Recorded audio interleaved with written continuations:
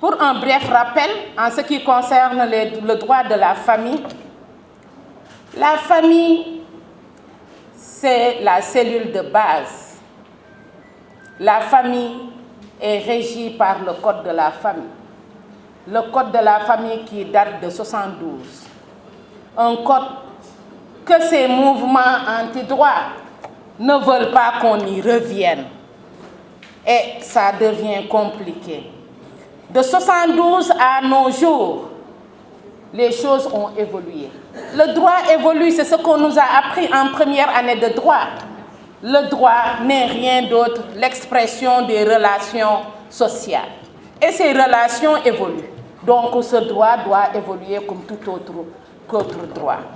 Quoi qu'on dise, 1972 à nos jours, beaucoup de choses se sont passées au Sénégal au sein de cette famille, au sein de cette cellule familiale. Et il est bon que cette cellule familiale soit revue dans son ensemble. Ce droit de la famille régisse les mariages, relations hommes-femmes, le divorce, rupture matrimoniale, la filiation, l'autorité parentale et l'héritage, les successions. Ces règles ont un impact quotidien réel sur la vie des femmes. Et dans ce contexte, ce qu'on demande au droit, à la justice, qui est chargée d'appliquer la loi et de garantir que les droits reconnus par le droit de la famille soient respectés. Lorsqu'il y a conflits familiaux ou des situations d'injustice, les juridictions doivent protéger les droits des femmes et des enfants. Les médias, je ne vais pas y m'attarder parce que pratiquement on en a parlé. Les médias, ils peuvent aider à mieux faire connaître les droits des femmes, expliquer les procédures judiciaires, dénoncer les injustices et les violences à travers des émissions, des reportages, des débats publics. Les médias contribuent à éveiller les consciences et à encourager l'évolution des mentalités. Il est bon aussi de rappeler que dans le Code de la famille, je disais que c'est un code qui date de 1972, un code qui regroupe à son sein quelques ou bien des dispositions discriminatoires et que les femmes se battent aujourd'hui pour que ces dispositions soient enlevées dans le code parce que la société a évolué. Là où les femmes ont quand même jouent un rôle essentiel dans l'éducation de leurs enfants, dans le bon fonctionnement de leur ménage, donc il est bon que les responsabilités soient partagées. C'est ce que les femmes demandent.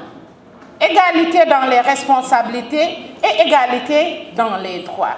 Ça n'a rien à voir avec cette autorité tant proclamée par les hommes. On demande tout simplement l'égalité dans les responsabilités envers nos enfants et envers les charges familiales. Beaucoup de dispositions avec cette prééminence masculine. L'article 152 qui désigne le mari comme chef de famille. Je disais la fois dernière, Célie, à un collègue. Je lui ai dit que, vous savez, je suis d'accord pour que le mari soit chef de famille. Mais jusqu'où? Jusqu'où? Tu peux être chef de famille, certes. Mais jusqu'où? Parce que nous dire que l'homme est le chef de famille, sans autant nous donner le contenu de chef de famille, ça pose problème. L'homme est le chef de famille. Quelles sont ses obligations? Alors que les quelques obligations que le code de famille, de la famille prévoit, c'est 10% ou 2% des hommes qui parviennent à les assurer. Parce que maintenant, c'est des cotisations dans les familles, le 50-50.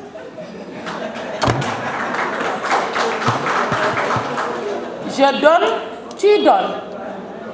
Vous avez votre salaire, j'ai le mien. Je te donne ce que j'ai, tu complètes. Avant, il n'y avait pas de complet. Si vous êtes le chef de famille, prenez tout. Pourquoi nous demander de compléter?